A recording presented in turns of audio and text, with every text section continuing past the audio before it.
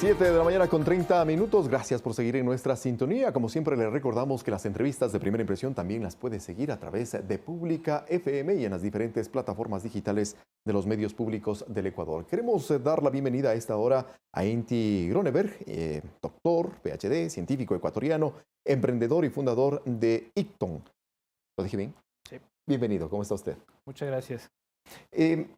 Quisiéramos plantear lo que tiene que ver con el sistema de innovación a propósito de las leyes de emprendimiento y simplificación y progresividad tributaria. Pero antes, recojamos lo que se dijo en nuestras entrevistas anteriores con relación a lo que tiene que ver con el proceso de educación para llegar a la universidad. Se ha dado recién la prueba a ser bachiller, pero ¿qué tan cercano está todo este proceso para lo que tiene que ver con la innovación y emprendimiento a esa edad en nuestros estudiantes? Bueno, muchas gracias. Es importante lo que sucedió hace pocas semanas con la aprobación por unanimidad de la Ley de Fomento al Emprendimiento e Innovación. El Ecuador tiene la tasa de emprendimiento temprano más alta de la región ya por varios años, lo cual quiere decir que la gente está tendiendo a emprender cuando no tiene un empleo adecuado o cuando perdió su trabajo. Esto es, en cierto sentido, tiene dos aristas, ¿no? Una arista positiva que es, si lo comparamos con otros países, no todas las personas cuando enfrentan crisis como por ejemplo perder un empleo, lo tratan de resolver frente al emprendimiento. Hay una variable intrínseca de las personas, de los ecuatorianos que tratamos de emprender, tratamos de salir adelante de esa forma. Pero por otro lado, el tema es que sea por necesidad. Entonces, todavía sigue siendo el porcentaje mayor por necesidad antes que por la posibilidad propia, intrínseca de emprender. Es correcto, por una oportunidad. Entonces, cuando medimos o cuando vemos ya los ecosistemas de innovación, existe una curva que se parece a una S, ¿no? Entonces, la parte a una S invertida.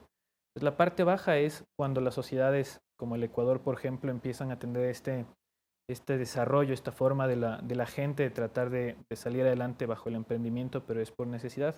Y luego empieza un crecimiento, que se hace una transformación del ecosistema hacia la oportunidad.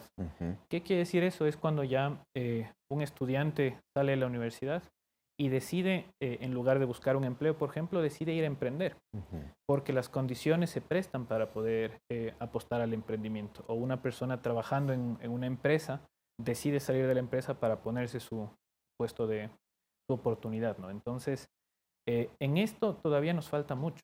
El Ecuador, el ecosistema de innovación del país está retrasado, comparado incluso con nuestros vecinos, no se diga con países desarrollados. Lo que pasó con la aprobación de la ley es el inicio. Tenemos un camino a recorrer en los siguientes años, ojalá sea sostenido, para hacer que estos emprendimientos crezcan. Eso es lo importante del ecosistema. Ahora, sobre la base de lo que usted acaba de mencionar, ¿la innovación es un derecho, es una capacidad, es una decisión? ¿Qué aspectos tiene que contemplar precisamente para calificarlo como tal? Bueno, es el plantear que el tener la capacidad de innovar debería ser un derecho, es algo que tenemos que tratar de apostar como sociedades en desarrollo, como el Ecuador a futuro. A veces nos olvidamos que el Ecuador no es una burbuja que crece por sí sola, sino que somos parte de la región andina, somos parte de Sudamérica y tenemos que ver lo que está pasando en otras partes también. En otros países ya empieza a haber este desarrollo de dar la oportunidad a las personas para que puedan innovar. Empecemos determinando qué es innovación. Innovación en el emprendimiento son invenciones comercializables. Tener esa capacidad de generar un invento que tiene un valor de mercado, un potencial de mercado. Ahora, para poder generar un invento se necesitan recursos. Y en la fase temprana incluso son recursos no reembolsables. Muchísimo por hacer en el país para hacer que esta premisa que innovar sea un derecho sea posible aquí en el Ecuador. Y justamente a propósito de la ley que usted menciona, la ley de emprendimiento e innovación, que ya fue aprobada por unanimidad y tiene el Ejecutivo la posibilidad y la facultad de pronunciarse 30 días plazo, ya mismo se cumple ese plazo, pero ¿qué aspectos entonces debería contemplar un posible veto o un pronunciamiento del Ejecutivo en ese sentido? Bueno, primero rescatar, como decía, el tema de que haya sido aprobada por unanimidad, lo cual quiere decir que existe una voluntad política independiente de la corriente entender que esta es la forma de desarrollo. Ya no tiene que ser el desarrollo pensado solo desde el sector público, por ejemplo, que es el Estado genera, a través de los impuestos, genera obras, porque muchas veces hay el shock externo cuando hay variación de precios de petróleo, afecta a la economía, nos ha pasado varias décadas. O el otro que es el sector privado meramente, que en teoría las grandes empresas deben reinvertir el capital, tampoco ha pasado. Hay un punto medio. El punto medio es apostar al capital humano, apostar al emprendedor, que el emprendedor sea quien diversifique la matriz productiva. Entonces, ese es un punto rescatable. Hay varios aspectos que se han topado en entrevistas anteriores, pero quizás uno que hay que ver es el tema del CONEI, porque la ley va a recaer en un consejo, el Consejo Nacional de Emprendimiento e Innovación, y es el que va a marcar las pautas a futuro. ¿Y cómo tiene que ser, estar integrado este consejo? Bueno, en la propuesta en el proyecto de ley es una entidad que en su mayoría está compuesta por instituciones o autoridades del sector público. Tiene como un consejo adicional, que es un consejo que asesora a esta institución, al CONEI, para que genere las pautas. Entonces, ahí es donde tenemos que estar pendientes.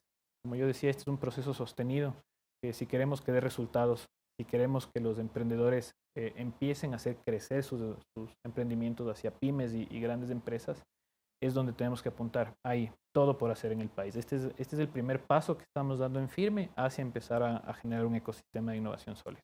Y a propósito de las pequeñas y medianas empresas, ¿esta ley apunta a proteger a aquellas o también a la gran empresa que le apuesta a la innovación? Está más enfocada, tiene temas generales, ¿no? En el tema de simplificación tributaria, en el tema de generar una forma legal para que los emprendedores puedan crear sus empresas y luego cerrar de forma más eficiente. Tema de contratación.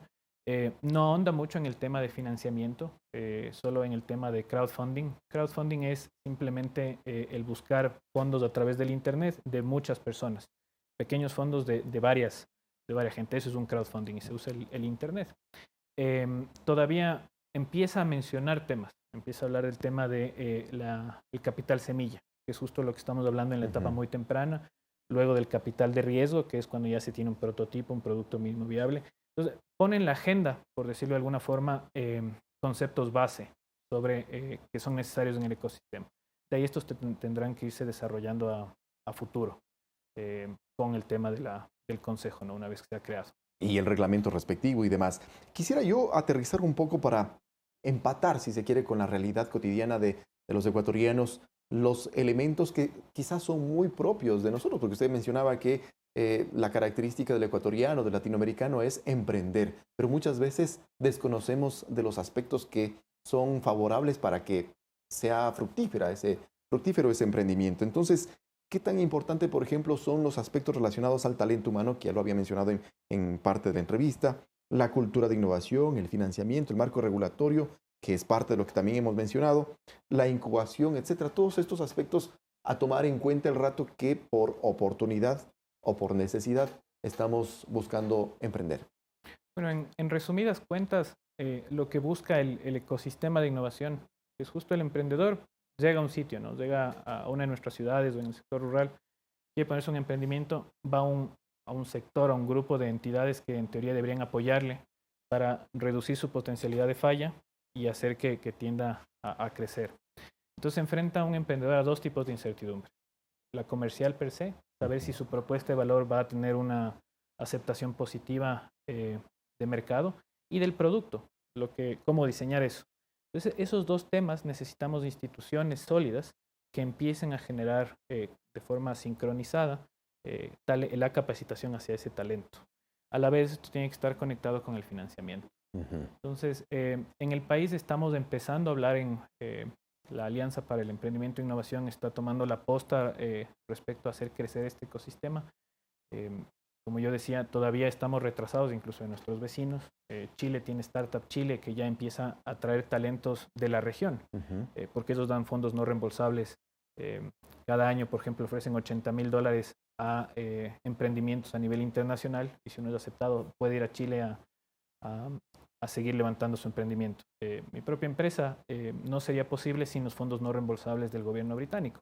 Por eso que nosotros estamos en Londres y así pudimos hacer nuestros prototipos. ¿Se tocó la puerta aquí en el Ecuador inicialmente? Sí se tocó, sí, todavía y creo que eso también nos ha permitido un poco ver que existe esa necesidad de entender qué es inversión de riesgo, qué es el capital de riesgo, que existan fondos no reembolsables establecidos que no cambian en el tiempo con un capital alto. El Reino Unido empezó con esto no hace mucho, hace 15 años. Empezaron con 40 millones de libras esterlinas. Ahora es el sistema más pujante de emprendimiento a nivel europeo. En Londres, por dar una idea, cada año se generan más de 500.000 startups. Entonces empiezan a generar esta fuente de trabajo que nos hace falta en el país, ¿no? Tenemos una población económicamente activa creciente. Se estima que más o menos 200.000 personas entran a formar parte de una necesidad laboral. Ya no nos han funcionado los dos extremos, o el público del crecimiento o el privado en la reinversión. Hay este punto medio, hay que apostar al capital humano. 3 ecuatorianos la semana pasada salieron ya nombrados en la lista de inventores menores de 35 años del 2019. 3. El año pasado solo fue 1 y el año pasado también. Entonces empezamos ya incluso a demostrar que el talento ecuatoriano está para competir. Hay que ponerle al ecosistema que se ponga a la par del talento del país. Nos quedamos con ese mensaje. Muchísimas gracias, Inti. Y precisamente es todavía un terreno fértil para poder generar más innovadores con éxito aquí en el Ecuador y en la región. 7 de la mañana con 42 minutos. Muchísimas gracias por asistir. Aquí finalizamos Primera Impresión. Le invitamos a seguir en la programación de Ecuador TV. Ya se vienen más noticias con Carla Arrea. Buenos días.